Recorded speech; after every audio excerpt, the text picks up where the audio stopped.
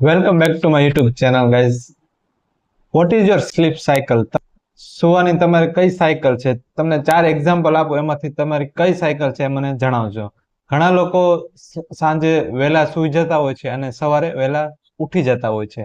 ઘણા લોકો મોડા સૂતા હોય છે અને વહેલા ઉઠી જતા હોય છે. ઘણા લોકો મોડા સૂતા હોય છે અને મોડા ઉઠતા હોય છે. અને ઘણા લોકોની સ્લીપ સાયકલ રેગ્યુલર જ નથી હોતી, ગમે ત્યારે સૂતા હોય છે અને ગમે ત્યારે ઉઠતા હોય છે. તો આજે આપણે વાત કરશું સ્લીપ પેટર્ન વિશે, કે તમારી સ્લીપ સાયકલ શું છે અને તેનાથી આપણા બોડીને કયા પોઝિટિવ ઇફેક્ટ પડે અને ક્યાં નેગેટિવ ઇફેક્ટ પડે. તો my name is doctor Ashok Arsakar, Shubham multi speciality hospital, Pithalpur. તો પહેલા આપણે વાત કરીએ જે લોકો વહેલા સૂઈ જતા હોય છે અને વહેલા ઉઠી જતા હોય છે.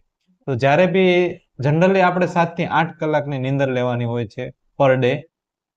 તો ઘણા લોકો 10 થી 11 ની રેન્જમાં સૂતા હોય અને 6 થી 7 ની ગાળામાં ઉઠી જતા હોય છે.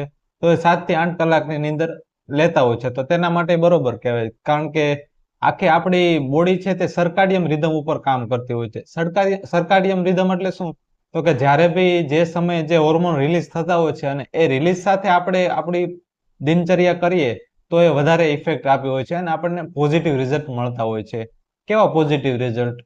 પોઝિટિવ રિઝલ્ટ કે જ્યારે બી આપણે સાંજે સૂઈ જઈએ તો રાતના સમયમાં મેલાટોનિન નામનો હોર્મોન રિલીઝ થતો હોય છે અને તેના લીધે આપણી સ્લીપ પેટર્ન અને ક્વોલિટી ઓફ સ્લીપ મળતી હોય છે મેલાટોનિનને લીધે. તો તેના લીધે આપણને ફાયદો થતો હોય છે. બીજી વસ્તુ કે જ્યારે બી આપણે સવારે ઉઠીએ તો ત્યારે સનરાઈઝ સરસ હોય છે અને સનરાઈઝ હોય તેના લીધે આપણા શરીરમાં સેરોટોનિન નામનો હોર્મોન રિલીઝ થતો હોય છે. તો સેરોટોનિન નામનો હોર્મોન રિલીઝ શું કરે? તો કે તે અલર્ટ અને એક્ટિવનેસ આપશે તમને, પૂરા દિવસ તમને હેપી રાખશે. હેપી હોર્મોન કહેવાય એક રીતે. અને બીજી વસ્તુ એ કે સવારના પોરમાં કોર્ટિસોલ નામનો હોર્મોન પણ રિલીઝ થતો હોય છે. તો કોર્ટિસોલ નામનો હોર્મોન આપણને સ્ટ્રેસ અને એન્ઝાયટી ઓછી આપશે, ડિપ્રેશન ઓછું કરશે અને તમને ખુશ રાખશે. એટલે પૂરો દિવસ આપણો સારો રહેશે. તો આટલા રેન્જમાં આપણે સુવાથી આપણને આ ફાયદો થતો હોય છે. તો હવે વાત કરીએ આપણે ટાઈપ 2, એટલે કે જે લોકો મોડા સૂતા હોય છે અને વહેલા ઉઠતા હોય છે. તો જે લોકો મોડા સૂતા હોય છે તો તેની જે સરકારી રિધમ છે તે થોડીક ડિસ્ટર્બ થતી હોય છે અને વહેલા ઉઠી જતા હોય છે. તો આવી રીતે શું થશે કે તેનું જે 7 થી 8 કલાકનો જે રૂટીન હશે એમાં એ નીંદર એની પૂરી નહીં થાય. 7 થી 8 કલાકથી ઓછી નીંદર એની પૂરી થશે. તો જ્યારે બી આવી રીતે હોય તો તેનો જે હોર્મોન રિલીઝ થવા જોઈએ તે ટાઈમસર ન થતા હોય છે અને ન થાય તેના લીધે તેને પૂરો દિવસ ડિપ્રેશનમાં રહે છે, મૂડ ઓછું રહે છે અને એટલા એક્ટિવ નથી રહેતા જેટલા પેલા લોકોની દિનચર્યા હતી એટલા. તો આવી રીતે આવા ફેરફાર થતા હોય છે. અને જ્યારે બી તમે 7 થી 8 કલાકની નીંદર ન લ્યો તો એક આરએમ આવે છે જેને કહેવાય છે આપણે આરએમ સાયકલ કહેવાય છે. જે શું કરે? તો કે આરએમ સાયકલ હોય તો કે એના લીધે આપણી જે મેમરી હોય, જે આપણે દિવસ દરમિયાન જે શીખતા હોઈએ, તે આરએમ સાયકલ પૂરી થાય કરીએ તો જ આપણે તે મેમરીમાં કન્વર્ટ થતું હોય છે. એક્ઝામ્પલ રીતે આપણે 7 થી 8 કલાક સૂઈએ તો પહેલી 3 કલાક હોય છે લાઇટ સ્લીપ હોય છે આપણી, વચ્ચેની 3 કલાક હોય તે ડીપ સ્લીપ હોય છે અને છેલ્લી 3 કલાક, 2 થી 3 કલાક હોય તે આરઈએમ સાયકલ કહેવાય, જેને સાયકેટ્રિક વર્ડ છે. તો આરએમ સાયકલમાં આપણે 8 કલાકની નીંદર પૂરી કરીએ તો જ એ થતું હોય છે. તો તેમાં જે આપણે લર્ન કરતા હોય છે તે આખી મેમરીમાં કન્વર્ટ થતું હોય છે. અને જે લોકો પૂરી નીંદર ના લે તો આ વસ્તુ મેમરીમાં કન્વર્ટ ન થાય, તો તેના લીધે આપણી મેમરી અને યાદશક્તિ પણ ઓછી રહેતી હોય છે. હવે વાત કરીએ આપણે ત્રીજો ટાઈપમાં, કે જે લોકો બહુ મોડા સૂતા હોય છે અને મોડા ઉઠતા પણ હોય છે. તો જે લોકો મોડા સૂતા હોય છે તો તેને જમવાની પણ પેટર્ન ચેન્જ થતી હોય છે. તે જમતા પણ મોડા હશે, કોઈ બી ડ્યુટીને લીધે, કોઈ બી વર્ક કરતા હોય છે, કે ઘણા લોકો સ્ટડીમાં પણ આવી રીતે કરતા હોય છે. તો તેના લીધે તેની જમવાની પણ હેબિટ બદલાતી હોય છે. તો જ્યારે બી તમે મોડા જમતા હોય છે તો તમારી જે ફેટ મેટાબોલિઝમ છે તે ઓછું થતું હોય છે. એનું કારણ શું? તો કે ઇન્સ્યુલિનનું સિક્રેશન છે તે રાતના સમયમાં ઓછું થતું હોય છે અને સવારે મોર્નિંગમાં વધારે થતું હોય છે.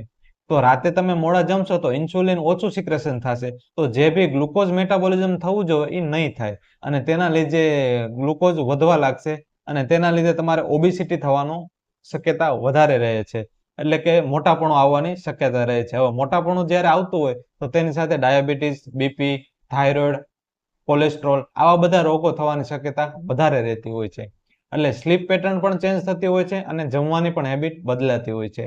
અને હવે તમે મોડા સૂતા મોડા ઉઠતા હોય છે તો નીંદર તો પૂરી થશે, એમાં કોઈ પ્રોબ્લેમ નથી. તમારે જે અલર્ટનેસ છે, એક્ટિવનેસ છે, એ બરોબર રહેશે, કારણ કે તમે નીંદર પૂર્ણ કરી છે 7 થી 8 કલાકની. પણ તમારી જમવાની હેબિટ છે તે પણ અસર કરશે. તો આવી રીતે આવો પણ પ્રોબ્લેમ થતો હોય છે. હવે આપણે વાત કરીએ જે લોકોનું શેડ્યુલ આખું ઇરેગ્યુલર છે, કે ગમે ત્યારે સૂઈ જાય ને ગમે ત્યારે ઉઠી જતા હોય છે, તો તેમાં તે લોકોના જે હોર્મોન છે તે ઇમ્બેલેન્સ રહેતા હોય છે.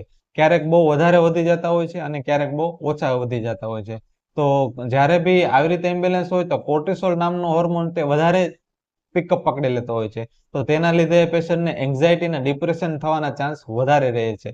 અને તેના લીધે પણ બ્લડ પ્રેશર કે આવી બધી બીમારી થવાના ચાન્સ વધારે રહે છે. તો બને ત્યાં સુધી આપણી સ્લીપ પેટર્ન છે તે સરખી રાખવી જોઈએ, અને તેના લીધે આપણને ઘણી ઇફેક્ટ પડતી હોય છે આપણા બોડીમાં, નેગેટિવ અને પોઝિટિવ, જે આપણે વાત કરી. તો આવી જ રીતે તમારી સ્લીપ પેટર્ન સરખી રાખો અને મેન્ટેન કરવા માટે એક શેડ્યુલ બનાવો. અને અગર તમારી સ્લીપ પેટર્ન બરોબર ના હોય તો અડધી કલાકનો સુધારો કરીને તમે વહેલા સુવાની ટ્રાય કરો અને વહેલા ઉઠવાની ટ્રાય કરો અને સવારે વોક કરો. તે બહુ આપણા હેલ્ધી માટે ખૂબ સરસ છે. તો આવી જ રીતે વિડીયોને અગર ગમ્યો હોય તો કોમેન્ટ કરજો, અને તમારી સ્લીપ પેટર્ન કઈ છે તે કોમેન્ટ જરૂર કરજો. Like, share and subscribe. Thank you for watching.